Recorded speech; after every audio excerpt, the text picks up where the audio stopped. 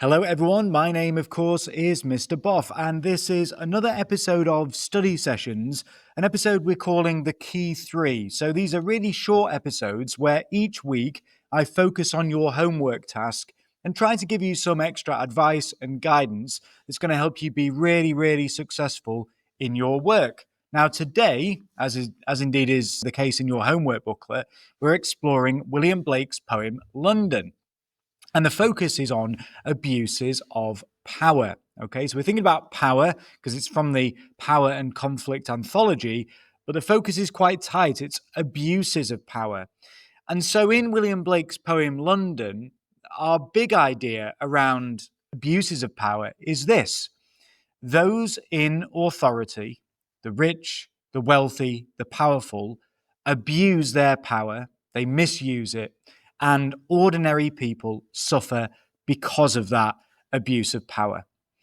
And so, if that's the big idea, we're going to now work sequentially through the poem, really following the structure that we want to be using in our homework and ultimately in the exam hall itself. So, we're going to start with the title.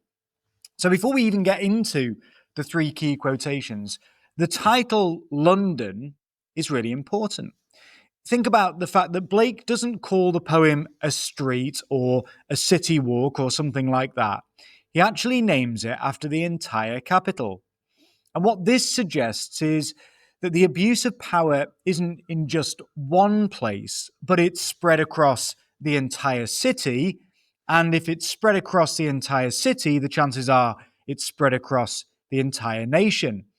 And we need to remember, as indeed is the case today, that in the 18th century, London was the centre, maybe even the world centre, you might say, of politics, religion, finance and money, the monarchy. And so the title implies, London, that all these powerful institutions are part of the problem. So from the very beginning, then, Blake presents London itself as a symbol, and it's a symbol of control, a symbol of corruption, and crucially, a symbol of suffering. And so, with that idea in mind, we're going to move now to our three key quotations. And I've kept these super short. We're going to talk through each of them, and I would expect, depending on what your teacher says on Google Classroom, that really you're going to be dealing with all three of these quotations in your poetry response. So the first is chartered street, and also the second use of chartered in chartered Thames. So remember, the poem actually begins with Blake describing London streets as chartered. And that word chartered means legally owned or controlled. Now, streets, I think, should be free for everyone. But here, even public spaces are restricted, controlled, dominated, owned by those in power. And then just after the chartered streets, Blake repeats the idea in chartered Thames. So even the river, something natural, something which should flow, which should be, in a sense, unstoppable, is described as controlled, owned.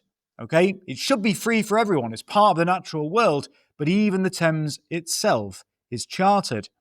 And so what this shows us, what Blake is showing us here, is an abuse of power.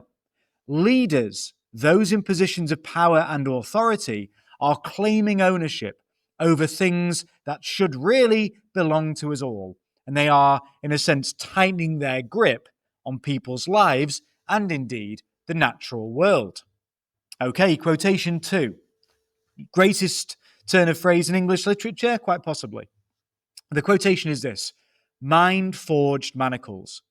So a little bit later in the poem, Blake writes that people in London are trapped by, here's the quote again, mind-forged manacles. Now, manacles, let's zoom in. Manacles are chains, which themselves are a symbol of imprisonment and constraint. By saying or by writing that they are mind-forged, though, Blake shows us as readers that the abuse of power isn't just physical, but it's actually mental, it's psychological. That is, those in authority, the government, the church, the monarchy, use fear and ideas to control people, to control people's beliefs, to limit, and Blake hates this as a romantic poet, to control and limit people's imaginations. The abuse of power is so great, the extent of that abuse of power is so intense that it's controlling people's minds, their ability to think freely. They are placing themselves in these mind-forged manacles. And this is obviously what Blake is reflecting on here is a very clever form of exploitation and indeed an abuse of power that the poor, the downtrodden in London and beyond have, in a sense, become their own jailers, believing that they cannot break free, unable, because of these mind-forged manacles, to use their imagination to imagine that a different world is possible. And so we move on to a very bleak and disturbing oxymoron, marriage hearse. Let's have that quotation again. At the end, then, Blake presents us as readers with a very disturbing oxymoron, marriage hearse. Now, marriage, by rights, should symbolize joy and new life. But by linking it immediately with hearse, Blake suggests corruption, suggests death. And I think what this is reflecting is how powerful institutions, like the institution of marriage, of law, of religion, are poisoned by disease, inequality, and abuses of power. So instead of protecting people, instead of bringing joy, love, new life, these sorts of institutions, the institutions of marriage, of law, and religion, they're abusing their power.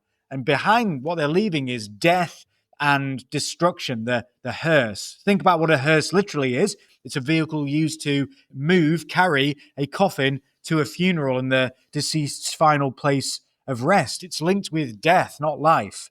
Okay? What should be full of life and joy, marriage, is now linked to corruption and death. So those institutions, if we kind of extend our thinking, those institutions, marriage, law, and religion, they've abused their power. Okay, the church, the monarchy, the government have abused their power. What do they leave behind?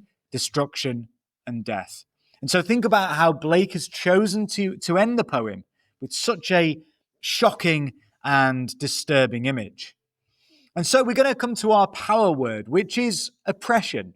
So the power word for the poem is oppression, but more specifically, I want you to be thinking about oppression and the abuse of power. Abuse of power means using your power, your authority, to harm or control others unfairly. And that's exactly what Blake is showing us in this poem. In London, Blake shows us that abuse of power, that oppression of ordinary people in, I would say, 4 different ways. We've got the title, London. The whole city, not just part of it, is corrupted by abuses of power.